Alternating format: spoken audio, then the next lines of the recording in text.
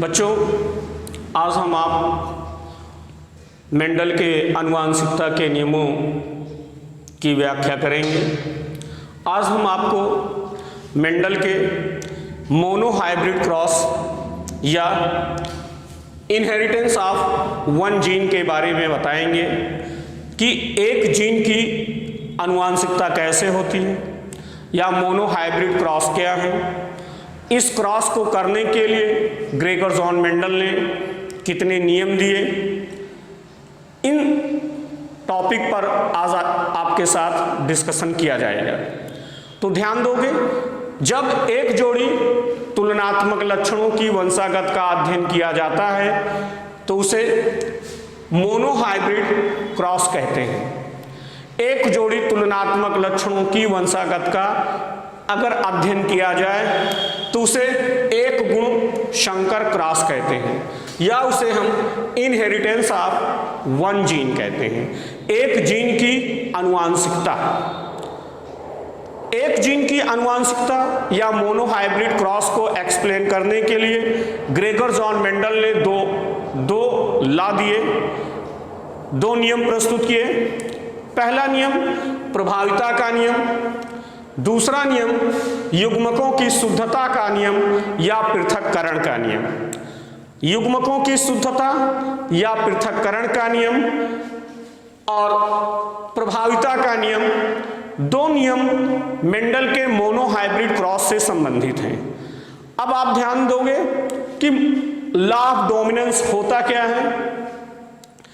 Law of dominance Mendel के 7 जोड़ी तुलनात्मक लक्षणों में से कोई एक लक्षण की वंशागत का अगर अध्ययन किया जाए, जैसे ध्यान देंगे आप, तने की लंबाई का लक्षण का चुनाव किया जाए। मटर के पौधे में तने की लंबाई का उदाहरण लिया जा रहा है। तने की लंबाई का प्रभावी रूप टॉल होता है और उसका अप्रभावी रूप ड्वार्फ होता है। हमने आपको बताया था कि लंबापन डोमिनेंट करैक्टर होता है और बौनापन रिसेसिव करैक्टर होता है। इसी तरीके से मेंडल ने अपने 7 जोड़ी तुलनात्मक लक्षणों की वंशागत का अध्ययन अपने मोनोहाइब्रिड क्रॉस में किया था। अब जब मेंडल ने एक जोड़ी तुलनात्मक लक्षणों का चुनाव किया, लक्षण के रूप में प्योर होमोजाइगस टाल crossed with pure homozygous dwarf, जब शुद्ध लंबे पौधे का शुद्ध बौने पौधे के साथ संकरण कराया गया, शुद्ध का अभिप्राय है होमोजाइगस। होमोजाइगस जानेंगे जब जीनोटाइप दोनों सिमिलर हो, जब किसी एलील के दोनों जीनोटाइप सिमिलर होते हैं। जैसे जीनोटाइप सिमिलर होने का अभिप्राय, जैसे capital T, small T, capital R, capital Y, ये सारे मेंडल के अलग अलग लक्षणों के लिए संकेत हैं। ये जो रूप आप देख रहे हैं ये होमोजाइगस कंडीशन है। तो होमोजाइगस वह दशा होती है जिसमें दोनों एलील पेयर सिमिलर होते हैं, आइडेंटिकल होते हैं, एक समान अक्षरों के द्वारा प्रदर्शित किए जाते हैं। जैसे लंबापन के लिए दोनों कैपिटल टी, बौनापन के लिए दोनों स्मॉल टी, अर्थात homozygous tall crossed with homozygous dwarf. During gametogenesis, जब इस टॉल और ड्वार्फ प्लांट के बीच क्रॉस मेंटेन किया गया बाय इमास्कुलेशन, हाइब्रिडाइजेशन या आर्टिफिशियल पोलिनेशन कराया गया, तो गैमेटोजेनेसिस की प्रोसेस हुई तो मियोसिस होता है और उस मियोसिस से नंबर ऑफ क्रोमोसोम आधे हो गए। तो आपने देखा capital T, small T, that is a G for gamete and P for parent. ये पेरेंट फर्स्ट क्लास मेंटेन किया जा रहा है, जो पेरेंट होते हैं होमोजाइगस हैं। अब इनसे हमने गैमीट प्राप्त किया। अब दोनों गैमीट को क्रॉस किया गया तो हमें मिला capital T, small T, that is a F1 generation, first filial generation. हमें प्रथम पीढ़ी मिली, F1 पीढ़ी। F1 means first filial generation, या आप कहोगे प्रथम संतति पीढ़ी। प्रथम संतति पीढ़ी मिली। अब प्रथम संतति पीढ़ी में जो जीनोटाइप था, आप ध्यान देंगे ये जो जीनोटाइप है ये डिसिमिलर है, जीनोटाइप डिसिमिलर है, अर्थात एक कैपिटल टी है एंड अदर इसका साथी जो है वो स्मॉल टी है। इस दशा को हमने कहा हाइब्रिड या हमने कहा हेटेरोजाइगस टॉल। यहां पे दो प्रकार के जीन प्रारूप थे, एक कैपिटल और दूसरा स्मॉल, लेकिन जो फिनोटाइप करेक्टर आया, जो इनके द्वारा लक्षण दर्शाया गया वो लंबापन का लक्षण दिखाई दिया, अर्थात इस पौधे में F1 प्रोजीनी में लंबापन बाह्य रूप से दिखाई दिया लेकिन बौनापन दिखाई नहीं दिया। मेंडल को बड़ा सरप्राइज हुआ, ऐसा क्यों हुआ? दो पेरेंट थे, टाल और ड्वार्फ, दोनों के बीच क्रॉस कराया गया और F1 प्रोजीनी डेवलप हुई और F1 प्रोजीनी का जो फिनोटाइपिक कैरेक्टर था वो टाल था, जबकि जीन प्रारूप डिसिमिलर थे। जब जीन प्रारूप डिसिमिलर थे तो कैरेक्टर एक ही अपीयर हो रहा था। इस दशा में जब एक ही कैरेक्टर प्रकट हुआ, एक ही लक्षण दिखाई दिया, लंबापन बाह्य रूप से प्रकट हुआ, उसके लिए जो रेस्पॉन्सिबल जीन था वो कैपिटल टी डोमिनेंट कैरेक्टर को शो करता है, डोमिनेंट कैरेक्टर को, और स्मॉल टी रिसेसिव कैरेक्टर को शो करता है। तो ग्रेगर जॉन मेंडल ने कहा कि वे लक्षण जो F1 प्रोजीनी में बाह्य रूप से एक्सप्रेस होते हैं, प्रकट होते हैं, उन्हें हम डोमिनेंट कैरेक्टर कहते हैं, और डोमिनेंट कैरेक्टर के जो जीन हैं उनके प्रभाव से दूसरे प्रोजीनी के कैरेक्टर दब जाते हैं, छिपे रह जाते हैं, बाह्य रूप से प्रकट नहीं होते। तो F1 प्रोजीनी में जो लक्षण बाह्य रूप से प्रकट नहीं होता, छिपा रहता है, उसे हम अप्रभावी लक्षण या रिसेसिव कैरेक्टर कहते हैं। तो आप ध्यान दोगे कि F1 जनरेशन में जो लक्षण बाह्य रूप से प्रकट होता है उसे प्रभावी लक्षण, और F1 जनरेशन में जो लक्षण बाह्य रूप से प्रकट नहीं होता उसे हम रिसेसिव कैरेक्टर कहते हैं। और इसके लिए जो रेस्पॉन्सिबल जीन है, कैपिटल टी डोमिनेंट होता है स्मॉल टी के ऊपर, बिकॉज स्मॉल टी का कैरेक्टर बाह्य रूप से प्रकट नहीं होता। उसका कारण है कि recessive character in F1 progeny, recessive character in F1 generation is neither dies neither contaminated, but it is hidden in the pure form. F1 progeny में जो रिसेसिव कैरेक्टर होते हैं वो ना तो नष्ट होते हैं ना तो कंटामिनेट किए जाते हैं, वो अप्रभावी रूप में छिपे रहते हैं, अप्रभावी रूप में छिपे रहते हैं। इस प्रकार F1 प्रोजीनी का जो प्लांट है वो हेटेरोजाइगस होता है, उसका जीनोटाइप हेटेरोजाइगस होता है, डिसिमिलर जीन पेयर होते हैं और प्रभावी लक्षण लंबापन बाह्य रूप से प्रकट होता है। तो लंबापन का बाह्य रूप से प्रकट होना, बौनापन का जो लक्षण है बाह्य रूप से दिखाई नहीं दिया, इस प्रकार लंबापन का दिखाई देना ही इसे मेंडल ने प्रभाविता का कारण बताया। इसे मेंडल ने लॉ ऑफ डोमिनेंस कहा। अब लॉ ऑफ डोमिनेंस के लिए जो रेस्पॉन्सिबल फैक्ट हैं वो ध्यान देंगे। जो लॉ ऑफ डोमिनेंस के लिए रेस्पॉन्सिबल फैक्ट हैं, character controlled by discrete unit. ये जो कैरेक्टर हैं टाल और ड्वार्फ या अदर 7 पेयर कैरेक्टर में से, वो कंट्रोल किए जाते हैं, नियंत्रित किए जाते हैं डिस्क्रीट यूनिट के द्वारा, और ऐसे डिस्क्रीट यूनिट को हम फैक्टर कहते हैं।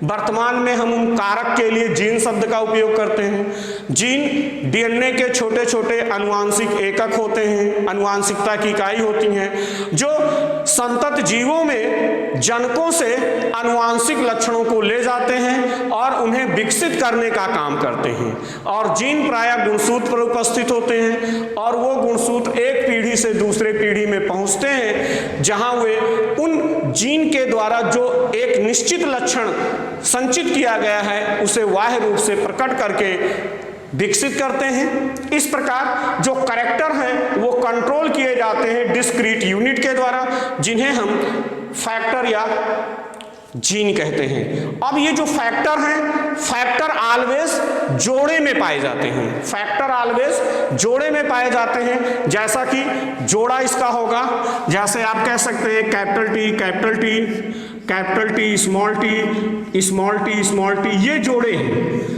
जो फैक्टर्स हैं वो ऑलवेज पेयर में पाए जाते हैं। जैसा आप यहाँ देख रहे हैं कैपिटल टी टाल homozygous, small T homozygous dwarf parent हैं। तो ये ऑलवेज जोड़े में पाए जाते हैं। और साथ ही डिसिमिलर पेयर जो होगा, in dissimilar pair, dissimilar means heterozygous condition में, ध्यान देंगे डिसिमिलर कंडीशन में असमान दशा जो होगी, अर्थात विषम युग्मजी मतलब हेट्रोजाइगस मतलब एक दोनों लेटर असमान होंगे, एक कैपिटल लेटर में होगा, दूसरा स्मॉल लेटर में होगा। ऑलवेज कैपिटल लेटर जो होता है वो डोमिनेंट कैरेक्टर होता है और स्मॉल लेटर रिसेसिव कैरेक्टर होता है। तो डिसिमिलर या हेट्रोजाइगस पेयर में factor one member of the pair dominants, अगर हम कहें कि डिसिमिलर या हेट्रोजाइगस कंडीशन है तो उसमें एक ही कैरेक्टर जो है उस पेयर में एक ही जीन का लक्षण बाह्य रूप से प्रकट होगा और दूसरे जीन का लक्षण बाह्य रूप से प्रकट नहीं होगा। तो आप हमेशा याद रखोगे हेट्रोजाइगस कंडीशन में एक ही पेयर का, एक ही जीन का आप कहेंगे वन एलील के कैरेक्टर अपीयर होंगे और दूसरे जीन के कैरेक्टर हिडन रहेंगे, वो छिपे रहेंगे। तो डिसिमिलर कंडीशन जो होती है, हेट्रोजाइगस कंडीशन होती है, उसमें एक जो प्रभावी होता है वो ऑलवेज कैपिटल लेटर से हम डिनोट करते हैं उसको, उसका लक्षण दिखाई देगा, और जो स्मॉल लेटर से रिप्रेजेंट किया जाएगा एलील, उसका लक्षण दिखाई नहीं देगा। इस प्रकार ये लॉ ऑफ डोमिनेंट से रिलेटेड फैक्ट थे। अब लॉ ऑफ डोमिनेंट प्रभाविता का नियम क्यों किया जाता है? लॉ ऑफ डोमिनेंस का यूज एक ही पेरेंटल कैरेक्टर को दर्शाने के लिए किया जाता है। लॉ ऑफ डोमिनेंस में एक पेरेंट के कैरेक्टर अपीयर होते हैं, दूसरे पेरेंट के कैरेक्टर हिडन रहते हैं, और ये कैरेक्टर F1 जनरेशन में अपीयर होते हैं। F1 जनरेशन में लॉ ऑफ डोमिनेंस में वन पेरेंट के कैरेक्टर अपीयर होते हैं और दूसरे पेरेंट के कैरेक्टर हिडन रहते हैं। अगर हमें दूसरे पेरेंट का कैरेक्टर देखना है तो हमें F1 प्लांट में, ध्यान देंगे, हमें F1 प्लांट में सेल्फिंग करके F2 जनरेशन प्राप्त करना पड़ेगा, और जब हम F1 प्लांट में F1 प्रोजीनी में सेल्फिंग के थ्रू F2 जनरेशन प्राप्त करते हैं तो हमें दोनों डोमिनेंट और रिसेसिव, अर्थात डोमिनेंट पेरेंट और रिसेसिव पेरेंट दोनों के कैरेक्टर प्राप्त होते हैं, और उनका फिनोटिपिक अनुपात 3:1 होता है। तो आप याद रखोगे कि प्रभाविता के नियम में एक ही पेरेंट के कैरेक्टर अपीयर होते हैं, और वो कैरेक्टर जो अपीयर होता है वो दिखाई देता है, जो वो प्रभावी लक्षण होता है, जो ऑलवेज कैपिटल लेटर से रिप्रेजेंट किया जाता है, जिसे हम डोमिनेंट कैरेक्टर कहते हैं, और जो नहीं दिखाई देता उसे हम रिसेसिव कैरेक्टर कहते हैं। तो बच्चों आपने ध्यान दिया कि मेंडल के प्रभाविता का नियम, जिसमें एक लक्षण प्रकट हो रहा है, दूसरा छिपा हुआ है। अब हम इसी से रिलेटेड मेंडल का सेकेंड लॉ ऑफ सेग्रीगेशन और प्योरिटी ऑफ गैमीट आपको बता रहे हैं। सेकेंड लॉ ऑफ सेग्रीगेशन, पृथक्करण का नियम या युग्मकों की शुद्धता का नियम। इस क्रॉस को करने के लिए मेंडल ने वही पैटर्न चूज किया, वही तरीका अपनाया जो उन्होंने प्रभाविता के नियम में प्रयोग किया था। ठीक शुद्ध लंबे पौधे का शुद्ध बौने पौधे के साथ होमोजाइगस कंडीशन में क्रॉस कराया, F1 जनरेशन मिली। F1 जनरेशन में वन पेरेंट कैरेक्टर अपीयर हुआ, टाल कैरेक्टर अपीयर हुआ और रिसेसिव कैरेक्टर हिडन रहा, छिपा रहा। और जो प्रोजीनी था वो हेट्रोजाइगस कंडीशन थी। हेट्रोजाइगस यानी हाइब्रिड, संकर लंबा पौधा प्राप्त हुआ। और ये संकर लंबा पौधा कैसा था? विषमजीनी था। इसका जो एलिलोमार्फ था वो विषमजीनी था। इनमें सेल्फिंग कराई गई और सेल्फिंग करा करके F2 जनरेशन लाया गया। ध्यान देंगे, जब F2 जनरेशन लाया गया तो ड्यूरिंग गैमीट फॉर्मेशन युग्मक निर्माण के समय दोनों प्रोजीनी जो पेरेंट की तरीके से काम कर रहे हैं और F2 जनरेशन में जा रहे हैं, इनके जो कारक थे वो पृथक हो गए, अलग हो गए और स्वतंत्र होकर के शुद्ध रूप से युग्मकों का निर्माण करते हैं। जैसा आप देख रहे हैं कैपिटल टी स्मॉल टी हमने यहाँ बनाया, पुनेट स्क्वायर चार्ट बनाया है। Punnett square chart Reginald C Punnett ने इसकी डिस्कवरी की थी, याद रखेंगे, रेजिनाल्ड सी पुनेट नाम के वैज्ञानिक ने इस चौकोर डिब्बों की खोज की थी, जिसे हम पुनेट स्क्वायर चार्ट कहते हैं। इसमें हम F2 प्रोजीनी को क्रॉस कराने के लिए इसको मेंटेन करते हैं, जिससे हमें उसके आंकड़ों को देने में बड़ी सुविधा होती है, हम असुविधा से बच जाते हैं। इसलिए पुनेट स्क्वायर चार्ट का यूज किया जाता है F2 जनरेशन में क्रॉस को रिप्रेजेंट करने के लिए। अब देखेंगे आप यहाँ पे कैपिटल टी स्मॉल टी हमने इसको मेल पेरेंट मान लिया, दूसरा कैपिटल टी स्मॉल टी हमने इसे फीमेल पेरेंट मान लिया। गैमेटोजेनेसिस हुई, मियोसिस हुआ और मियोसिस की प्रोसेस एनाफेज 1 में ये सेपरेशन हुआ। दोनों फैक्टर जो थे, एलील थे, वो सेग्रीगेट हो रहे हैं। आप देखेंगे कैपिटल टी और स्मॉल टी दोनों अलग हो गए। ठीक उसी तरीके से फीमेल पेरेंट भी कैपिटल टी और स्मॉल टी को अलग कर देते हैं। और हमने जब क्रॉस मेंटेन किया तो कैपिटल टी से क्रॉस किया तो यहाँ पे जो हमें मिला फिनोटाइप, जो करेक्टर मिला वो टाल मिला। फिर कैपिटल टी स्मॉल टी, यहाँ पे भी जो करेक्टर हमें मिला वो टॉल मिला। फिर स्मॉल टी कैपिटल टी, यहाँ पे भी कैपिटल टी स्मॉल टी, यहाँ पे भी जो हमें प्रोजीनी मिला वो टॉल मिला। और फिर हमने स्मॉल टी को क्रॉस किया तो यहाँ पे हमें जो प्रोजीनी का करेक्टर मिला वो ड्वार्फ करेक्टर मिला। तो हमने देखा कि F2 जनरेशन में हमें दोनों टाइप के पेरेंटल करेक्टर दिखाई दे रहे हैं, जिनका फिनोटिपिक रेशियो, ध्यान देंगे, समलक्षणीय अनुपात 3:1, 3:1 फिनोटिपिक रेशियो है। आप देखेंगे फिनोटिपिकली 3 प्लांट शुद्ध रूप से लंबे हैं और एक प्लांट जो होमोजाइगस है रिसेसिव है। होमोजाइगस है रिसेसिव है, ऑलवेज याद रखोगे आप, जो रिसेसिव करेक्टर होते हैं वो ऑलवेज होमोजाइगस होते हैं। रिसेसिव करेक्टर ऑलवेज होमोजाइगस होते हैं। और यहाँ पे स्मॉल टी से रिप्रेजेंट किया गया है। तो ये प्लांट हमारा ड्वार्फ होगा। और जो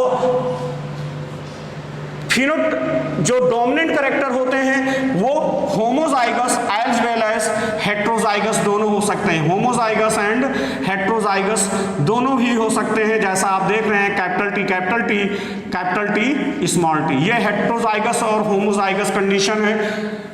तो जो डोमिनेंट करेक्टर है वो होमोजाइगस और हेट्रोजाइगस दोनों हो सकते हैं, लेकिन हमेशा रिसेसिव करेक्टर जो होते हैं वो होमोजाइगस कंडीशन में ही अपीयर होते हैं। तो और इनका जब हमने जीनोटिपिक रेशियो लेगा तो आपने देखा कि एक होमोजाइगस टाल, 2 हेट्रोजाइगस टाल और एक ड्वार्फ रिसेसिव होमोजाइगस। तो आपने कहा 1:2:1, 1:2:1 के अनुपात में जीनोटिपिक रेशियो हमें इन प्लांट का प्राप्त हुआ। इस प्रकार आपने देखा कि सेकेंड लॉ में लॉ ऑफ सेग्रीगेशन जो है, युग्मकों की शुद्धता जो है, उसमें F2 जनरेशन में दोनों पेरेंट के कैरेक्टर अपीयर होते हैं जिनका फिनोटिपिक रेशियो 3:1 और जीनोटिपिक अनुपात 1:2:1 प्राप्त हुआ। इसका एक्सप्लेनेशन ग्रेगर जॉन मेंडल ने किया। ऐसा क्यों हुआ?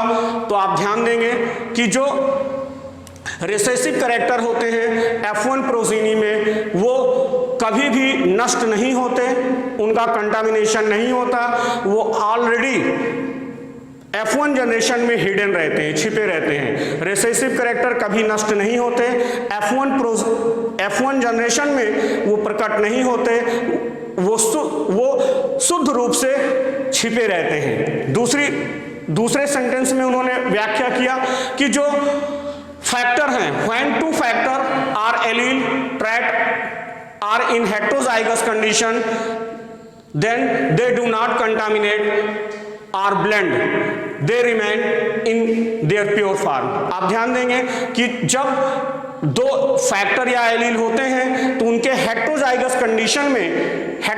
कंडीशन में जो डोमिनेंट कैरेक्टर होता है वो प्रकट होता है, और रिसेसिव कैरेक्टर कभी भी वो ब्लेंड नहीं होता, वो मिश्रित नहीं होता, ना तो वो कंटामिनेट होता है, वो as it is pure form में बना रहता है। But during gametogenesis when meiosis take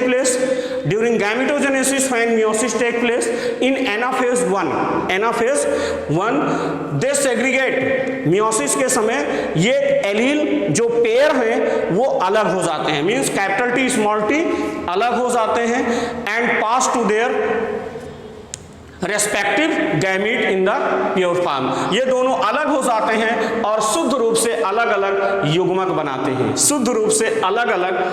बनाते हैं, ठीक इसी तरीके से during meiosis the allele of parental pair separate or segregate from each other and only one allele is transmitted into the gamete। आपने देखा कि जब meiosis होता है तो ये जो एलील हैं ये सेग्रीगेट हो जाते हैं और शुद्ध रूप से अलग अलग युग्मक बनाते हैं, और जिससे ये दोनों प्रकार के लक्षणों का निर्धारण क्रॉस होने के बाद, सेल्फिंग करने के बाद बनाते हैं। और यह भी याद रखना है आपको कि F2 जनरेशन में जो प्लांट हैं वो सेल्फिंग के थ्रू बनते हैं, सेल्फिंग कराते हैं, जिसमें किसी भी प्रकार का आर्टिफिशियल मेथड यूज नहीं होता, बाय नेचुरल कंडीशन में होता है। जैसा कि आपको बताया गया कि मटर के पौधे का जो फ्लावर होता है उसकी बनावट इस प्रकार से होती है कि मटर के पौधों में प्राकृतिक रूप से स्वपरागण होता है,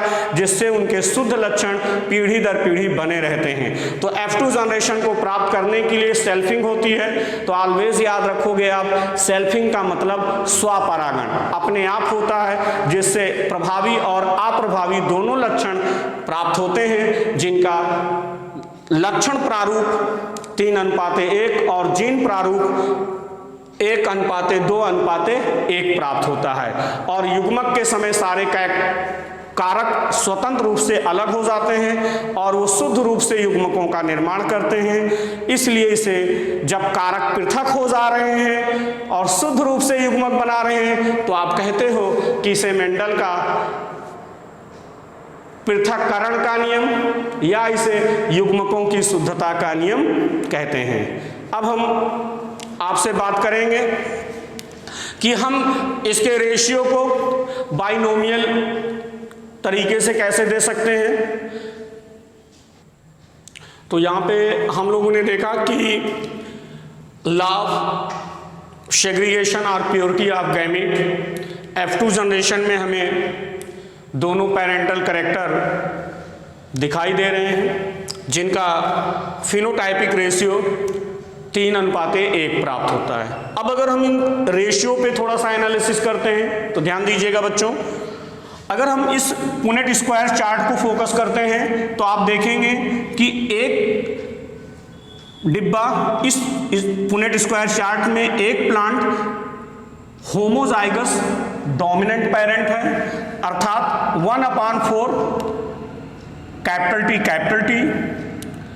1/2 हेट्रोजाइगस टाल है, 1/2 heterozygous tall means capital T small T, capital T small T, 1/2 heterozygous tall means capital T small T एलिलो फॉर्म में है, और एक प्लांट हमें small T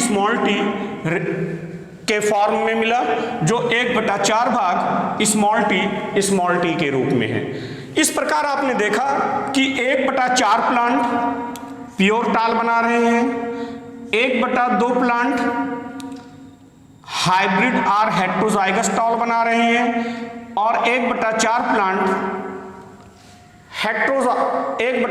plant homozygous dwarf plant बना रहे हैं। तो हमने इनको यहां पे देखा 1/4 प्लस 1/2, जो फिनोटिपिक रेशियो हमें मिलेगा 3/4 टाल प्लांट मिलेंगे, 3/4 टाल प्लांट मिलेंगे जिनमें होमोजाइगस 1 है और हेट्रोजाइगस 2 है। ठीक उसी तरीके से 1/4 प्लांट होमोजाइगस कंडीशन में है जो रिसेसिव पेरेंट को शो करते हैं, अर्थात ये बौनापन का लक्षण, ड्वार्फनेस का कैरेक्टर शो कर रहे हैं F2 जनरेशन में, जिनका फिनोटिपिक अनुपात और जीनोटिपिक अनुपात दोनों 1/4 यानी 25% है। तो इस तरीके से आपने देखा कि 75% प्लांट टाल हो रहे हैं और 25% प्लांट ड्वार्फ पैदा हो रहे हैं। अब अगर हम इनको 1/4 रेशियो 1/2 रेशियो 1/4, अगर हम इस रेशियो को होमोजाइगस टाल, heterozygous tall and recessive parent का ड्वार्फ कैरेक्टर जो अपीयर हुआ F2 पीढ़ी में, अगर हम इनको मैथमेटिकली कंसीडरेबल करते हैं, अगर इनको मैथमेटिक्स से बाइनोमियल एक्सप्रेशन अगर हम इनका देते हैं, और binomial expression ax plus by whole square के अनुसार अगर हम देखें, ax plus by whole square का अगर हम देते हैं, तो that has the gamete bearing gene capital T और स्मॉल t। जो गैमीट बियरिंग जीन है वो कैपिटल T या स्मॉल t है, मतलब डोमिनेंट या रिसेसिव है, इन इक्वल फ्रीक्वेंसी, बराबर मात्रा में, अर्थात 50% कैपिटल T है और 50% स्मॉल t है। यहां से आप देख लेंगे 50% कैपिटल T है और 50% स्मॉल t है in equal frequency of half. The expression is explained as a given below. तो आप देखेंगे 1/2 capital T plus 1/2 small t whole square equal to 1/2 capital T plus 1/2 small t into 1/2 capital T plus 1/2 small t। अगर हम इसको निकालते हैं तो हमें मिलता है 1/4 capital T, 1/4 capital T plus 1/2 capital T small t means heterozygous tall and plus 1/4 small t means dwarf plant. तो यह भी आप विशेष रूप से ध्यान रखिएगा, कंपटीशन वगैरह में बहुत पूछते हैं कि बाइनोमियल एक्सप्रेशन में 4 आपको आंकड़े ऐसे दे दिए जाएंगे और उनमें से आपको सही उत्तर चूज करना होता है। तो बच्चों, आज हमने आपको प्रभाविता का नियम और युग्मकों की शुद्धता का नियम एक्सप्लेन किया है। उम्मीद करते हैं आपको समझ में आया होगा। साथ ही आप इस क्रॉस को सीरियसली वीडियो को देखिएगा, आप उनके हर स्टेप को समझिएगा, और इन जो रेशियो दिए गए हैं और ये जो क्रॉस करने का तरीका है, इस पे विशेष ध्यान देना है, क्योंकि इसमें से हमेशा क्वेश्चन पूछा जाता है कि मेंडल का मोनोहाइब्रिड क्रॉस की व्याख्या कीजिए, या प्रभाविता के नियम की व्याख्या कीजिए, या युग्मकों की शुद्धता से क्या अभिप्राय है, क्यों F2 जनरेशन में सारे कारक जो है वो सेग्रीगेट हो जाते हैं, F1 जनरेशन में रिसेसिव पेरेंट का कैरेक्टर क्यों हिडन रहता है, ये सारी चीजें आपको बताई गई और पुनेट स्क्वायर चार्ट के माध्यम से F2 जनरेशन का एक्सप्रेशन किया गया है। तो उम्मीद किया जाता है कि आप सबको मोनोहाइब्रिड क्रॉस से रिलेटेड जो दो लॉ हैं, first law of dominance and second law of segregation और प्योरिटी ऑफ गैमेट समझ में आया होगा। Okay, thank you.